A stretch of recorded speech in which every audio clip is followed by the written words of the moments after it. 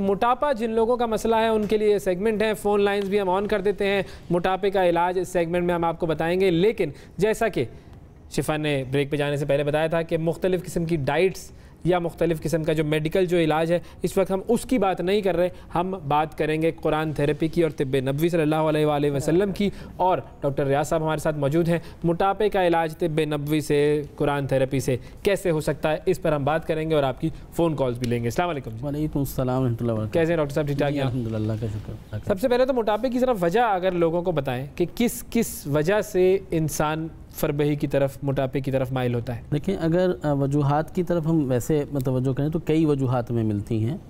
اس میں بے اعتدالی کے ساتھ کھانا ایک وجہ ہے، ٹینشن انگزائٹی ایک دوسری وجہ ہے، ہارمونز کا امبیلنس ہونا یہ ایک تیسری وجہ ہے، سست روی کی زندگی گزارنا یہ ایک چوتھی وجہ ہے. اور اسی طرح سے ہم نے بہت سارے ایسے پیشنٹس کے اندر دیکھا جن میں یورک ایسڈ زیادہ ہوتا ہے. اور یورک ایسڈ کی اگر ڈائٹ کے اعتبار سے کوئی ریزن ٹریس کی جائے تو نہ وہ پروٹین زیادہ لیتا ہے، نہ دالیں زیادہ لیتا ہے، نہ گوشت لیتا ہے، پھر بھی موٹا ہو جاتا ہے، پھر بھی موٹا زیادہ ہوتا ہے. اور یورک ایسڈ پھر بھی زیادہ ہے. وہ خود بھی سوال کرتا ہے کہ میں ایسی کوئی خوراک لیتا ہی نہیں جس سے یورک ایسڈ زیادہ ہے. تو یہاں پہ ہم ایک حدیث کوڈ کرتے ہیں.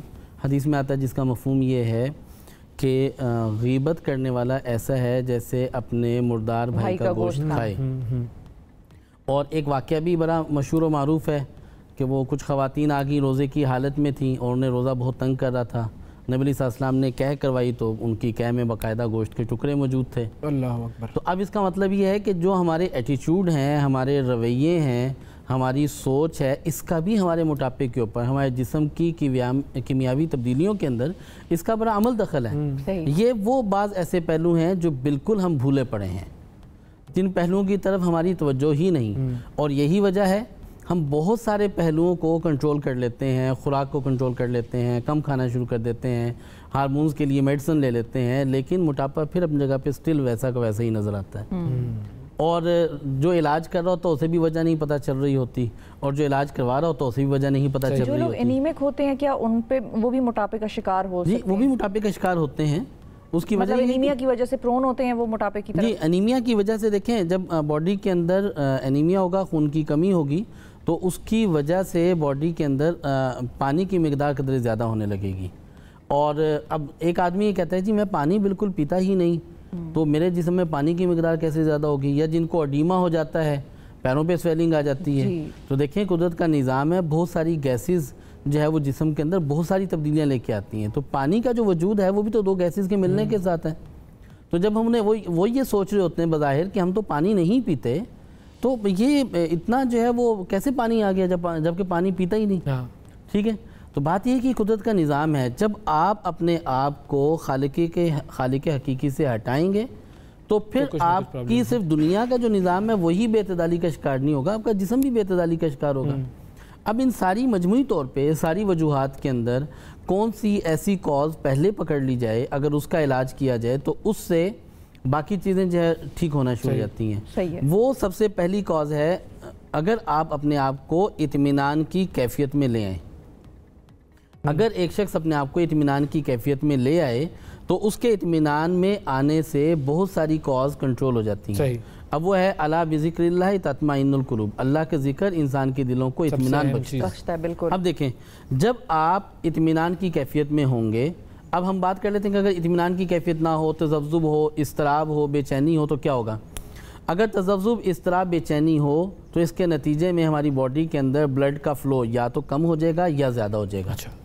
غصے کی حالت میں آپ کی باڈی کے اندر بلڈ سرکولیشن تو اسی ہائر سائڈ پہ چلی جاتی ہے، اور خوف کی حالت میں آپ کا دل بیٹھا جاتا ہے تو آپ کی بلڈ سرکولیشن بڑی کم ہو جاتی ہے.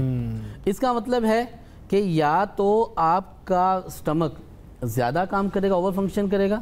جب زیادہ کام کرے گا تو وہ خوراک کو ڈائجسٹ نہیں کرے گا، را میٹیریل آگے پھینکتا چلا جائے گا. ٹھیک ہے. اور اگر جو ہے وہ آپ کا سٹمک کم کام کرے گا تو اس کا مطلب آپ کو کانسٹیپیشن جیسی سمٹمز آ جائیں گی. اگر آپ کا کڈنی زیادہ کام کرے گا تو اس کا مطلب ہے کہ آپ کو پولی یوریا کی سمٹمز آئیں گی، یورین آپ کا زیادہ ہونے لگے گا.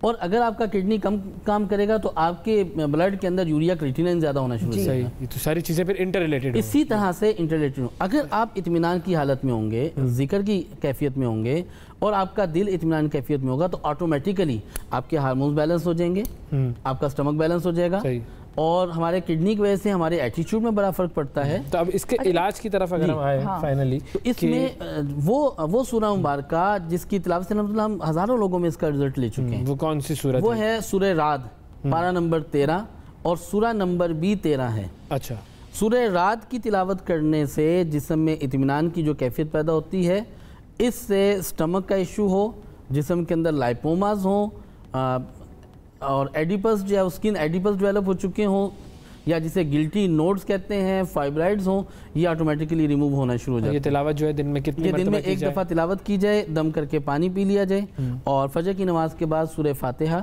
یہ 7 مرتبہ یا 41 مرتبہ پڑھ لیا جائے، اور یہ ہر طرح کا 13 دن تک کنٹینیو کریں۔ ٹھیک ہے، یہ ہر طرح کی کاز پہ افیکٹو ہے۔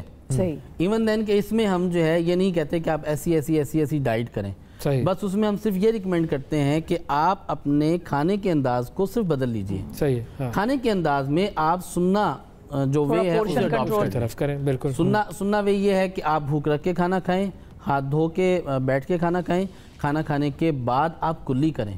اس کا اس قدر ایفیکٹ ہے کہ جیسے ہی آپ کھانا کھانے کے بعد کلی کرتے ہیں تو آپ کا سلائیوا جو آپ کا سٹمک کو تحریک دے رہا ہوتا ہے وہ سٹاپ ہو جاتا ہے۔ صحیح، آپ کے منہ میں خوراک کے ذرات جب ہوتے ہیں تو آپ کا سلائیوا سرکولیٹ ہوتا رہتا ہے۔ ٹھیک ہے، سلائیوا ویسے بھی سرکولیٹ ہوتا ہے، لیکن جیسے ہی آپ کا کھانے کا سگنل آپ کے برین کو جا رہا ہوتا ہے تو وہ اور تو زیادہ پھر وہ کام آپ کرنا کو شروع گیسٹرک جوسز ڈیولپ کر رہا ہوتا ہے۔ صحیح، تو گیسٹرک جوسز سے خاص مقدار تک آپ کی باڈی کو ان کی ریکوائرمنٹ ہوتی ہے، اور جب آپ کھانا کھانے کے بعد کلی کرتے ہیں، حالانکہ یہ سنت ہے، یہ سنت اکثر لوگ بھولے ہوئے ہوتے ہیں، کھانا کھانے سے پہلے کلی کرنا یہ بھی سنت ہے، اس کو بہت سے لوگ اختیار کرتے ہیں۔